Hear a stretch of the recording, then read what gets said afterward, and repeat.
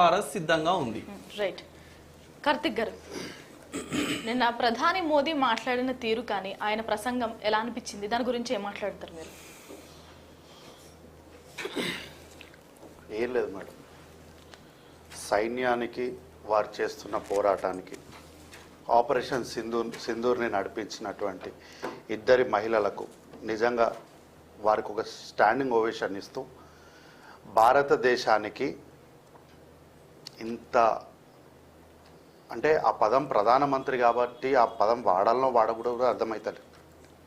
ఇట్లాంటి ప్రధానమంత్రి ఉన్నందుకు బాధపడాలో, ఇంత ఎఫిషియెంట్ ఆఫీసర్లు సైన్యం ఉన్నందుకు గర్వపడాలో, అయోమయ పరిస్థితులకు భారతదేశాన్ని తీసుకొని వెళ్ళిపోయారు. భారతదేశం వెళ్ళిందా, కాంగ్రెస్ పార్టీ వెళ్ళిందా? మాకెందుకు వెళ్తున్నాం? మేము పూర్తి సపోర్ట్ ఇచ్చినాము. ఉట్టిగా నోటి మాటలతో ఏదో ప్రెస్ మీట్ల ముందు వచ్చి కెమెరాల ముందు మైకులు చూడంగానే ఏదో ఆవేశపడిపోయి మేము టెంప్ట్ అయి మాట్లాడలే.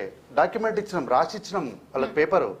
ఏమని వాళ్ళ అఖిలపక్షం పెట్టినప్పుడు, సార్ మీరు ఏ నిర్ణయం తీసుకుంటారో తీసుకోండి, మీ పక్షాన మేము ఉన్నాము, ప్రపంచ దేశాల ముందు మీరు ఏ నిర్ణయం తీసుకున్నా మీ వెనకాల 140 కోట్ల మంది ప్రజల ప్రతినిధులుగా మీరు ముందుకెళ్ళండి, మీ వెనకాల మేమున్నాం, ఏదైనా సరే మీకు సపోర్ట్ చేయడానికి, ఏ నిర్ణయానికైనా మేము కట్టుబడి ఉండడానికి మేము సిద్ధంగా ఉన్నాం కాంగ్రెస్ పార్టీ చెప్పింది.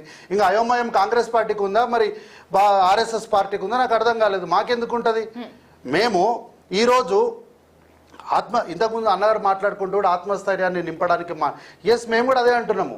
ప్రజల్లో కేవలం ఆత్మస్థైర్యాన్ని నింపడానికి మాత్రమే మీరు మాట్లాడుతున్నారు, కానీ క్రియలు లేవు, చర్యలు లేవు. అక్కడ ఖాళీ మీరు మాటలతోనే దేశాన్ని, ప్రజల్ని 11 సంవత్సరాలుగా ప్రజల్ని ఎట్లయితే మభ్యపెడుతున్నారో, ఇట్లాంటి క్లిష్టమైన పరిస్థితుల్లో కూడా ప్రజల్ని అదే మభ్యపెట్టడానికి ప్రయత్నం చేస్తున్నారు. అది తప్పు అంటున్నాం మేము. ఏం చేసి ఉండాలంటారు కార్తిక్ గారు? అయితే మీరు ఒకవేళ యుద్ధానికి వెళ్ళినట్లయితే 1971లో ఇందిరాగాంధీ గారు ఎట్లయితే యుద్ధం వెళ్ళి 70,000 మంది సైనికుల్ని పట్టుకొచ్చి యుద్ధ ఖైదీల్ని చేసి బ్రతుకు జీవుడా అని చెప్పి ఎట్లయితే మోకాల మీద నిలబెట్టిందో అట్లన్నా చేసేది ఉండే. లేదా 10 సంవత్సరాలు ఏ విధంగా అయితే మన్మోహన్ సింగ్ గారు శాంతి ఒప్పందాలకు పోయారో అట్లా అన్న చేసి ఉండేది. మీరు అది చేయక పూర్తిగా, ఇది చేయక పూర్తిగా, మామూలుగా మన దగ్గర ఒక సామెత చెప్తారమ్మ, పాము చంపితే పూర్తిగా చంపాలి, చిన్న పామునైనా పెద్ద కర్ర తీసుకొని కొట్టాలి, సగం చంపొద్దు దేన్ని కూడా. ఇప్పుడు వీళ్ళు అదే చేసిర్రు. వీళ్ళు ఎందుకు ట్రంప్ మధ్యవర్తానికి లొంగాల్సి వచ్చిందో వీళ్ళు ముందు అది చెప్పాలి. వీళ్ళు ఆత్మస్థైర్యాన్ని నింపడానికి మన దగ్గర ఆర్మీ బలంగా ఉంది, 2 మహిళల్ని చూపెట్టి మన దగ్గర మహిళలు చూడు ఎంత గొప్పగా ఉన్నారు, ఇవి కాదు చెప్పాల్సింది. వీళ్ళు ఎందుకు ట్రంప్ యొక్క మధ్యవర్తిత్వానికి తలగ్గాల్సి వచ్చింది? నేను మహిళలను తక్కువ చేస్తలేను, వాళ్ళ ఎపిసోడ్ సపరేటు, వాళ్ళు ముందరిని పెట్టి ఎపిసోడ్ని మొత్తం డైవర్ట్ చేసిరు అంటున్నా. నేను మహిళల్ని, వాళ్ళు సైనికుల్ని, ఆఫీసర్ల గురించి మాట్లాడతలేను, వాళ్ళిద్దరిని మనకు బూచిగా చూపించి అసలు విషయాన్ని డైవర్ట్ చేసిర్రు. అది నేను చెప్పాలనుకుంటున్నా. ఎందుకు ట్రంప్ మధ్యవర్తానికి వీళ్ళు లొంగాల్సి వచ్చింది? మీరు పని పూర్తిగా మొదలు పెట్టకుండా సగం మొదలుపెట్టి మళ్ళీ చర్చలకు పోయి, లేదు మేమిద్దరం కూర్చొని మాట్లాడుకున్నాం. నేను చెప్పేది ఇంతకుముందు అన్నగారు చెప్పారు, మేమిద్దరం కూర్చున్నాం, మాట్లాడుకున్నాం, ఒప్పందాలు చేసుకున్నాం, 2 గంటలనే వాళ్ళు వచ్చారంటే మరి మీరేం చర్చలు చేసిరాడా? మీరు చేసిన చర్చలు ఏముంది? మీరు ఏం పోయాడా? ఇప్పుడు మీరు వానికి లొంగిపోయినరా, వాళ్ళు మీకు లొంగిపోయినరో ప్రజలకు అర్థమైతలేదు. ఈ దేశ ప్రజలు మాకు సైన్యం ఉంది అని ధైర్యంగా ఉంటున్నారు, కానీ ఇట్లాంటి నాయకులు ఉన్నందుకు భయపడుతున్నారు పైన. కాబట్టి నేను ఏమంటున్నా, ఒక్క మాట మేడం, ఈ వీళ్ళు ట్రంప్కి ఇచ్చినటువంటి, ఆయన మాటకి ఇచ్చినటువంటి విలువను ఈ దేశ పార్లమెంట్ సభ్యులకు ఇవ్వలేదు. ఈ దేశంలో ఉన్న లీడర్ ఆఫ్ అపోజిషన్, అంటే నేను వ్యక్తి గురించి మాట్లాడతలేను, ఆ పదవి, ఆ హోదా గురించి మాట్లాడుతున్నా. ప్రధాన ప్రతిపక్ష నాయకునికి, విపక్షాల సభ్యులకు, పార్లమెంట్ సభ్యులకు, పార్టీలకు అతీతంగా సభ్యులకు వారి మాటకు మీరు విలువ ఇవ్వలేదు. ట్రంప్ వచ్చిండు, కాల్పుల ఒప్పందం చేసుకోమన్నాడు అంటే వాడు వచ్చి చెప్తే మీరు వింటారా? రేపు పొద్దున వాడు గడ్డి తింటారా మీరు? నాకు ఒకటి అనిపించిందమ్మా, అంటే నేను ఏదో ఇట్లానే చూస్తూ ఉంటే వీళ్ళ యూనివర్సిటీ, వాట్సాప్ యూనివర్సిటీలో ఒక మెసేజ్ వచ్చింది, అమెరికా ఏదో అప్పులు ఇచ్చింది పాకిస్తాన్కి, వాళ్ళు ఇయ్యనంటున్నారు అని. ఒకవేళ అదే నిజమేమో అనిపిస్తుంది ఇప్పుడు. అంటే ట్రంప్ మీరు ఒక స్టంట్ వేయండి అని చెప్తే ఆయన కోసం ఏమన్నా స్టంట్ వేసినారా వీళ్ళు? అంటే మీరు అమెరికాకు అప్పులు కట్టకపోతే మేము ఇట్లా చేస్తామని భయపెట్టే ప్రయత్నం ఏమైనా చేసినారా అని లేని అనుమానాలు 26 మంది ప్రాణాలు బలి చేస్తారు. లేని అనుమానాలు వస్తాయి మేడం. మరి 26 మంది ప్రాణాలు ఇప్పుడు మీరు అడిగారు కదా, 26 మంది ప్రాణాలు పోయినాయి కదా, మీకు ఆ బాధ ఉంది కదా. మరి ఈ బాధ ఎందుకు ఈ దేశ ప్రధానమంత్రికి లేదు? నా ప్రశ్న కూడా ఇదే. మీకున్న బాధ, నాకున్న బాధ ఎందుకు ఈ దేశ ప్రధానమంత్రికి లేదు? ఈ దేశ ప్రధానమంత్రి ఇంకా వార్ కంటిన్యూ చేసి ఉండాల్సింది అంటున్నారా? అదే మేడం, మీరు పోతే 71లో జరిగినట్టన్నా చేసేది ఉండే, లేదా 10 సంవత్సరాలు శాంతి ఒప్పందాలకు పోయింది కదా భారత ప్రభుత్వము, అయితే అట్లన్నా చేసి ఉండాలి. మీరు 71లో ఇందిరాగాంధీ గారు మొదలుపెట్టినంత రేంజ్ లో ఆపరేషన్ సింధూర్ అని మొదలుపెట్టారు. మధ్యలో ఎందుకు వదిలేసారు?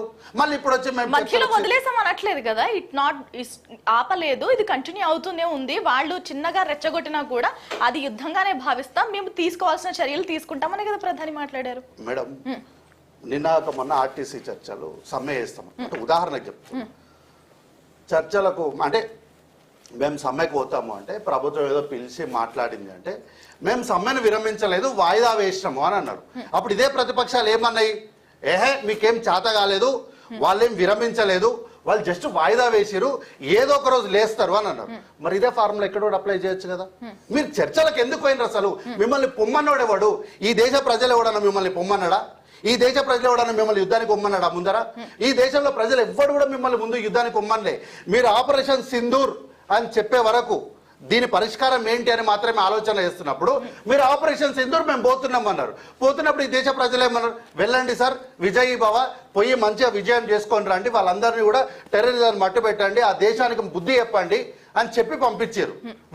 వీర తిలకం దిద్ది పంపించారు. ఈ రాష్ట్ర ప్రభుత్వం కూడా మంచిగా పూజలు హోమాలు చేసింది కదా, కాదన్నది ఏం లేదు కదా. మరి అట్లాంటప్పుడు ఇంత ధైర్యం మీకు ఇచ్చినాక మిమ్మల్ని చర్చలకు పొమ్మని అడిగినోడేవాడు? ఎవరి మాట విని మీరు చర్చలకు పోయినరు? పోనా చర్చలన్న పూర్తిగా చేసిరా? చేయలేదు. ఆడ మాట్లాడిన 2 గంటలకు మళ్ళీ వీళ్ళు చూపించారు. క్రిటికల్ టైంలో కూడా ప్రజలు ఏమనుకుంటున్నారు, వాళ్ళ ఎక్స్పెక్టేషన్స్ ఏంటి అని ఆలోచించాలా? డెఫినెట్ గా మేడం, ప్రజలదే కదా, దేశం అంటే ప్రజలే కదా. ఇదేం నరేంద్ర మోడీ గారి ఇంటి పంచాయతీ కాదు, రాహుల్ గాంధీ గారి ఇంటి పంచాయతీ కాదు కదా, దేశ ప్రజలది కదా. ఇంత పెద్ద ఇంటెలిజెన్స్ వ్యవస్థ ఉంటది కదా, దేశకి ప్రజలు ఏమనుకుంటున్నారో మీరు తెలుసుకోవాలి కదా. దేశ ప్రజలకి ఇప్పుడు ఎంటర్టైన్ అవ్వడం అంటే ఇష్టం అంటే ఇప్పుడు వార్కి వెళ్ళిపోతుందా దేశం? దేశ ప్రజలకు ఎంటర్టైన్మెంట్ అని వాళ్ళు అనుకుంటున్నారు. దేశ ప్రజలకు మీరు మొన్న మాక్ డ్రిల్ చేస్తామన్నారు, సహకరించలేదా ప్రజలు? వాళ్ళకేం పని లేకుండానా? ఎందుకు మీరు ఈ టైం నుంచి ఈ టైం వరకు బయటకు రావద్దు, ఇట్లానే ఉండాలంటే ఎందుకు ఈ దేశ ప్రజలు ఆ టైంలలో మీరు చెప్పిన సూచనలు ఎందుకు పాటించారు? మీ మీద గౌరవంతోనే కదా. వారంటే మీకు ఎంటర్టైన్మెంట్, దేశం అంటే మీకు ఎంటర్టైన్మెంట్. ఈ దేశంలో జల్సాలు చేసుకొని మీరు మంచి మంచి సూట్లు వేసుకొని సూట్ల మీద మీ పేర్లు రాపించుకొని గంటకు సూటు మార్చడం మీకు ఎంటర్టైన్మెంట్. ఈ దేశం అంటే మాకు ఎంటర్టైన్మెంట్ కాదు, ప్రజలకు అసలే కాదు మేడం. అయితే వీళ్ళు ఏంటంటే కంప్లీట్ గా వీడియోలు వస్తున్నాయి, ఫోటోలు వస్తున్నాయి, వాట్సాప్లు వస్తున్నాయి, ఫేస్బుక్లు వస్తున్నాయి. దీనిని చూసే ప్రజలంతా కూడా ఒక నిర్ణయానికి వచ్చేలాగా ఈ ఆర్ఎస్ఎస్ పార్టీ మనల్ని మారుస్తుంది. నాకు తెలిసి అంటే just only exemption this one, నేను అజం చేసి చెప్తున్నా. మొన్న మనం మురళీ నాయక్ గారు చనిపోయినటువంటి, దేశ రక్షణలో చనిపోయినటువంటి మురళీ నాయక్ గారి యొక్క పార్థివ దేహాన్ని ఘనంగా మనం అందరం తీసుకొని వెళ్ళినాం ప్రజలందరం. నాకు తెలిసి ఇఫ్ ఐఎమ్ నాట్ రాంగ్, పాకిస్తాన్లో కూడా ఇదే వీడియో చూపించి మనం చేసిన ఘనత చూడు ఎట్లా తీసుకుపోతున్నారు, ఇంతమంది ఇంతమంది ఇట్లా ఉన్నారు అని వాళ్ళు కూడా అట్లనే చెప్పుకుంటుండొచ్చు. నేను ఏమంటున్నా, నా ఉద్దేశం ఏం లేదు మేడం, మీరు ఇందిరాగాంధీ గారి లాగా ఫైర్ అన్నయ్య ఉండాల్సింది, లేదా మన్మోహన్ సింగ్ గారు లాగా సైలెన్స్ అన్నయ్య ఉండాల్సింది. మేడం ఈ దేశంలోనే ప్రపంచంలో అందరు ఒక మాట చెప్తారు, silence is the most powerful weapon అని, దట్ ఈజ్ మన్మోహన్ సింగ్ గారు. మీరు ఫైర్కి పోక ఫైర్కి వెళ్తున్నామని చెప్పి సీజ్ ఫైర్కి వచ్చి, మన్మోహన్ సింగ్ లాగా పీస్ టాక్స్కి వెళ్తున్నామని చెప్పి తోక ముడుచుకొని వచ్చి మీరు ట్రంప్ ముందెళ్ళి మీరు మోకరిల్లిరా, వాళ్ళని మోకరిల్లింపజేసిరా? అర్థమైతలేదు. అంటే మీరు నేరుగా మోకరిల్లకుండా పాకిస్తాన్ వెళ్ళి ట్రంప్ను అడిగింటే బాగుండు, ఇండియా కాల్పులు ఆపమని చెప్పి అడిగింటే బాగుండని మీరేమని అనుకున్నారా? అంటే నేను ఓన్లీ రాజకీయాలు మాట్లాడుతున్నా, ఆర్మీ గురించి సైన్యం గురించి నేను మాట్లాడతలేను ఈ విషయాలల్లో. మీరు ఒక అసమర్థత ప్రధానమంత్రి దేశానికి ఉండడము 11 సంవత్సరాలుగా దేశం చేసుకున్నటువంటి దురదృష్టకరము. ఈ సమయంలోనైనా మీరు రాజకీయ ప్రసంగాలను దేశ ప్రజల్ని మోసం చేసినట్టు ఇక్కడ సైన్యంలో కాంగ్రెస్ పార్టీ అధికారంలో ఉంటే యుద్ధానికి వెళ్ళేదా? ఐదర్ పోతే మేము యుద్ధానికి పోతే పూర్తిగా పోయేవాళ్ళం, లేదు శాంతి చర్చలు అంటే శాంతి చర్చలకే పోయేటోళ్ళం. అంతేగాని ఇట్లా మిక్సప్ చేసి దీన్ని మొత్తం కాక్టైల్ లాగా చేసేటోళ్ళం కాదు. Right. మీరు Right, కార్తీక్ ఒక గారు. విషయం మేడం, కార్తీక్ గారు. పహల్గాం సంఘటన జరిగిన తర్వాత మీరు ఒక మాట చెప్పారు కదా, ఏం చెప్పారో అందరికి గుర్తుంది కదా, ఇది ఒక అంటే ఈ పహల్గాం దాడి ఎవరు చేసిరో వాళ్ళని మేము పట్టుకొస్తాము, వాళ్ళపైన చేస్తామని చెప్పారు కదా. మీరు చెప్పిన మాట అయినా పోనీ ఇక్కడ మీరు నెరవేర్చిరా? అది కూడా నెరవేర్చలేదు కదా. చేయలేదంటారా? ఏంది మేడం ఏడ పట్టుకొచ్చారు? రైట్ అండి, రైట్ రైట్ కార్తీక్ గారు 28/11 ఉంది, ముంబైలో అటాక్ జరిగింది. వాడిని తీసుకొచ్చి దేశ ప్రజల ముందు నిలబెట్టి న్యాయస్థానాలు నిలబెట్టి వారికి శిక్ష